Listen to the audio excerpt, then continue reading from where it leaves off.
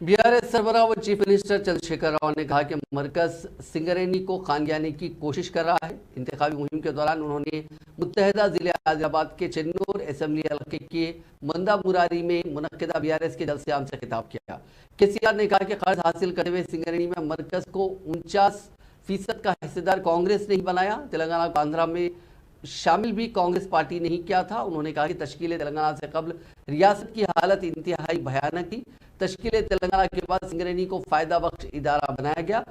उस वक्त सिंगरेनी 2184 करोड़ के फायदे में है और दशहरा दिवाली में बोनस के तौर पर 1000 करोड़ रुपए तकसीम किए जा रहे हैं।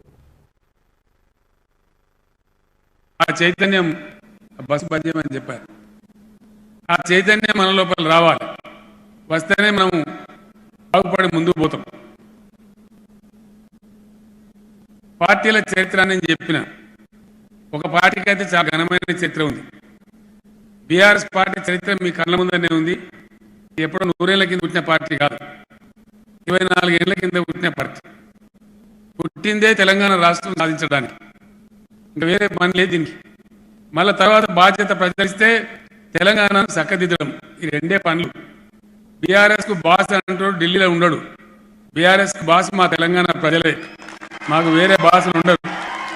తెలంగాణ ప్రజలు ఏం కోరుతారో, వాళ్ళ అవసరాలు ఏంటియో, వాళ్ళ ఆశలు ఆకాంక్షలు ఏంటియో వాళ్ళే మాకు బాసులు తప్ప మాకెవరు ఢిల్లీ బాసులు లేరు। ఢిల్లీ బాసులు ఏమవుతుంది ఇప్పుడు చూస్తేనే మా కాంగ్రెస్ చిక్కట్ల పంచాయతీ, ఇక్కడ ఏముండదు, మీ చేతులు అంతా పట్టిదే తోలు బొమ్మ లెక్క। ఢిల్లీలో కట్క ఎత్తేనే మీ బలుపు వెలుగుతుంది, లేకపోతే పట్టిదే ఆ పద్ధతులలో ఉంటుంది। అట్లా కాకుండా బీఆర్ఎస్ పార్టీ చరిత్ర మీ కళ్ళ ముందర ఉంది। 14-15 ఏళ్ళు ఏ విధంగా కొట్లాడి సాగు దగ్గర పోయి జైళ్ళ పడి తనలబడి అవమానాలకు గురై తెలంగాణ వచ్చేదాకా బీఆర్ఎస్ ఎట్లా కొట్లాడిందో దాని మీ లోపల కూడా చాలా మంది భాగస్వాములు ఉన్నారు, మీకు కూడా తెలుసు। అదేవిధంగా తర్వాత ప్రజలు అధికారం ఇస్తే 10 ఏళ్ళుగా ఏం చేస్తా ఉందో మీరు ఒకసారి ఆలోచించాలి।